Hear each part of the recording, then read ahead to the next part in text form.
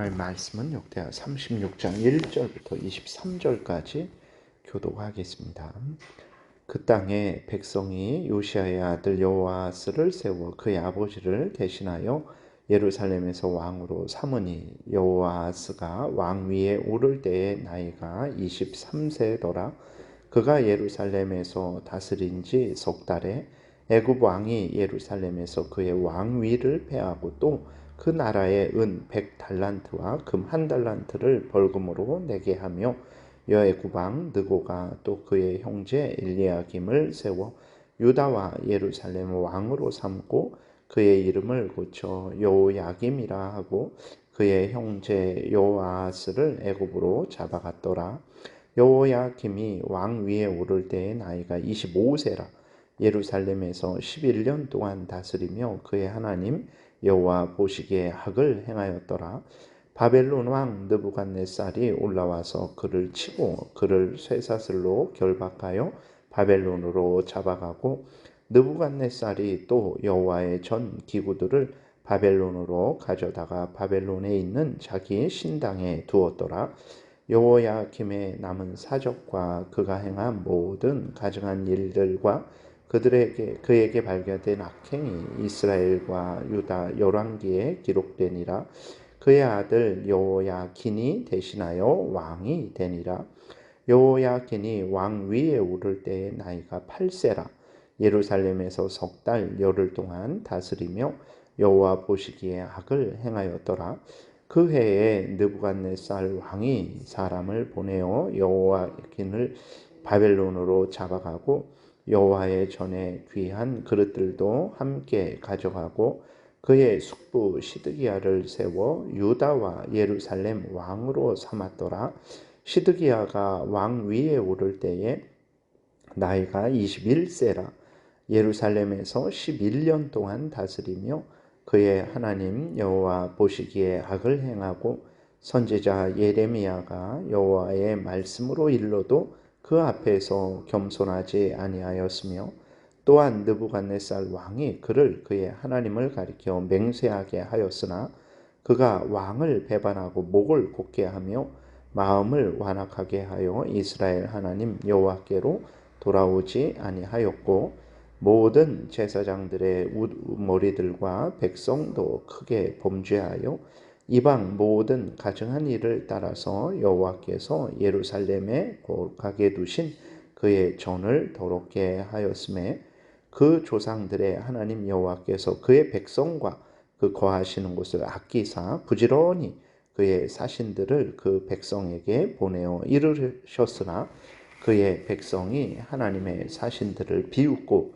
그의 말씀을 멸시하며 그의 선지자를 욕하여 여호와의 진노를 그의 백성에게 미치게 하여 회복할 수 없게 하였으므로 하나님이 갈대아 왕의 손에 그들을 넘기심에 그가 와서 그들의 성전에서 칼로 청년들을 죽이며 청년 남녀와 노인과 병약한 사람을 긍휼히 여기지 아니하였으며 또 하나님의 전에 대소 그릇들과 여호와의 전에 보물과 왕과 방백들의 보물을 다 바벨론으로 가져가고 또 하나님의 전을 불사르며 예루살렘 성벽을 헐며 그들의 모든 궁실을 불사르며 그들의 모든 귀한 그릇들을 부수고 칼에서 살아남은 자를 그가 바벨론으로 사로잡아 가매 무리가 거기서 갈대아 왕과 그의 자손의 노예가 되어 바사국이 통치할 때까지 이르니라.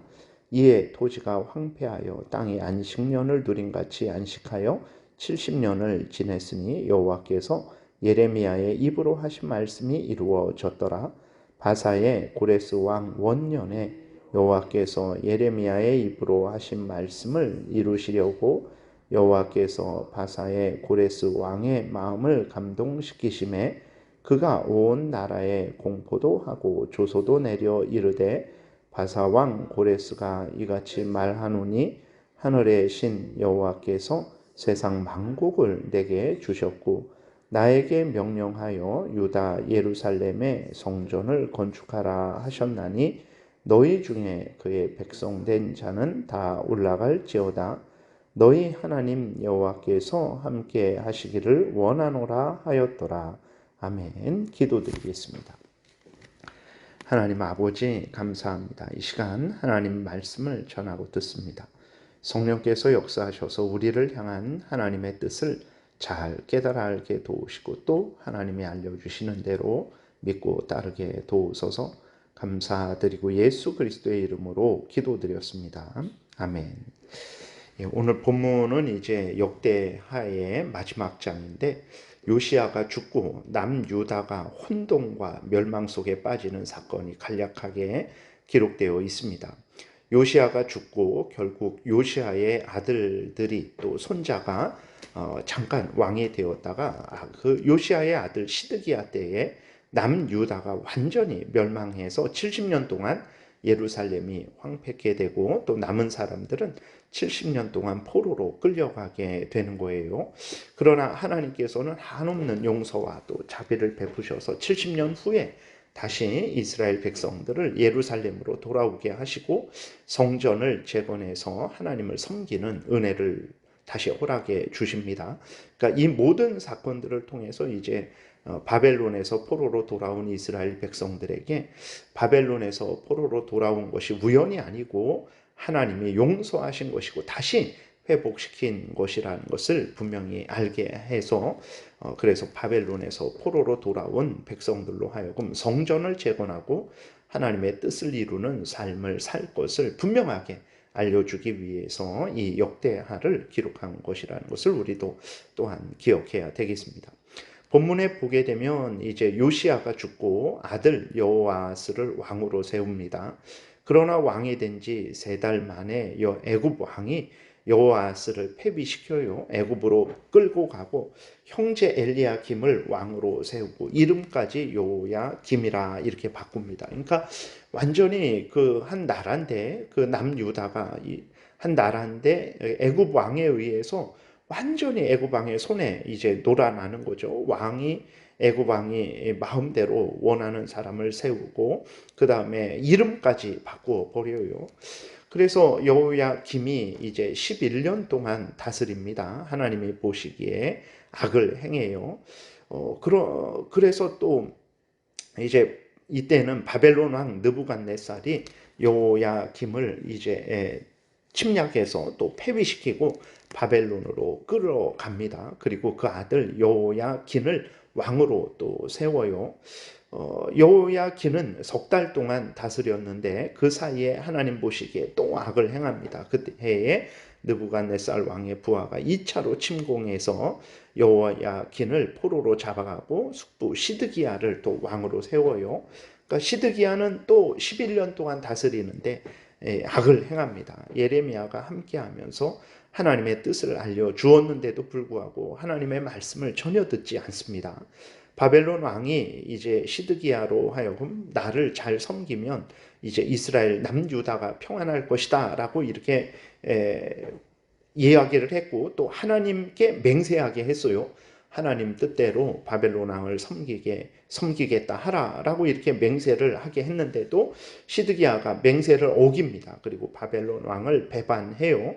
왕만 하나님을 거역한 것이 아니고 모든 제사장들의 우두머리들 백성들 모두가 하나님을 거역하고 우상을 섬겼습니다. 그래서 결국은 이제 바벨론이 3차 침공해서 남유다는 완전히 멸망되는 그러한 재앙을 당하게 되는 거예요. 15절부터 20절에 보게 되니까 그 왕뿐만 아니라 모든 이스라엘 백성들이 하나님을 거역한 내용이 기록되어 있습니다. 15절부터 20절 다시 보면 조상들의 하나님 여호와께서 그의 백성과 그 거하시는 곳을 아끼사 부지런히 그의 사신들을 그 백성에게 보내어 이르셨으나 그의 백성이 하나님의 사신들을 비웃고 그의 말씀을 멸시하며 그의 선지자를 욕하여 여호와의 진노를 그의 백성에게 미치게 하여 회복할 수 없게 하였으므로 하나님이 갈대아 왕의 손에 그들을 다 넘기심에 그가 와서 그들의 성전에서 칼로 청년들을 죽이며 청년 남녀와 노인과 병약한 사람을 긍휼히 여기지 아니하였으며 하나님의 전에 대소 그릇들과 여호와의 전에 보물과 왕과 방백들의 보물을 다 바벨론으로 가져가고 하나님의 전을 불사르며 예루살렘 성벽을 헐며 그들의 모든 궁실을 불사르며 그들의 모든 귀한 그릇들을 부수고 이렇게 기록이 되어 있어요. 그 다음에 그에서 살아남은 자를 그가 바벨론으로 사로잡아가매 무리가 거기서 갈대아 왕과 그의 자손의 노예가 되어 바사국이 통치할 때까지 이르니라. 그러니까 예루살렘이 남유다가 완전히 멸망한 것은 그들의 죄 때문이죠. 하나님이 수없이 그들을 불쌍히 여기고 그들을 돌이키게 하나님의 사신들을 보냈지만 그들이 조롱하고 멸시하고 그들을 죽이고 이제 여전히 죄악을 행함으로 인해서 하나님께서 그 예루살렘을 또 예루살렘 성전을 70년 동안 무너뜨리신 것입니다.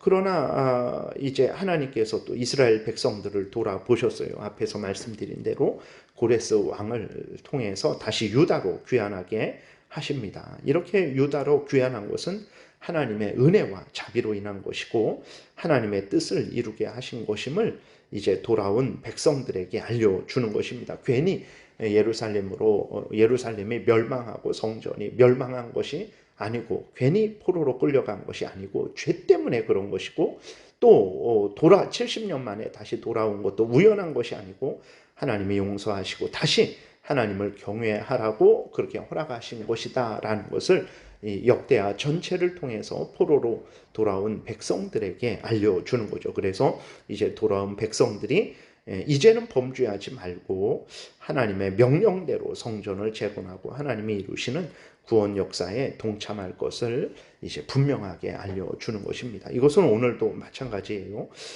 우리를 향한 하나님의 뜻은 오늘도 동일합니다. 다른 거 없습니다. 하나님은 우리가 하나님을 경외하고 하나님의 명령을 따라 살아가기를 원하시죠. 하나님이 우리에게 불러주신 자리에서 맡겨주신 모든 일들을 교회에서, 가정에서, 직장에서, 국민으로서 이제 해야 될 일들을 그 사명을 잘 감당하기를 바라십니다. 그래서 이스라엘 백성들의 그 역사를 교훈 삼아서 우리로 하여금 같은 범죄를 저지르지 말고 하나님 앞에서 하나님의 뜻을 따라 살아갈 것을 이제 알려주시는 거죠.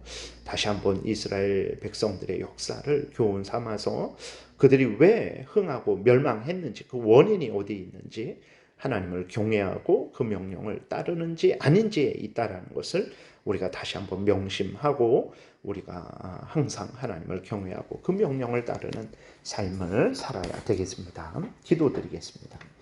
살아계신 하나님 감사합니다. 이 시간에 하나님 말씀을 전하고 들었습니다.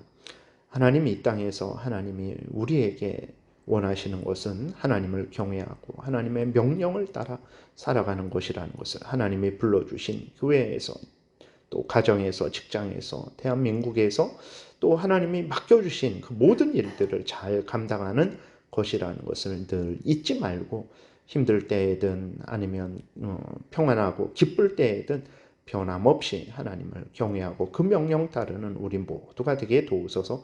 예수 그리스도의 이름으로 기도드렸습니다. 아멘.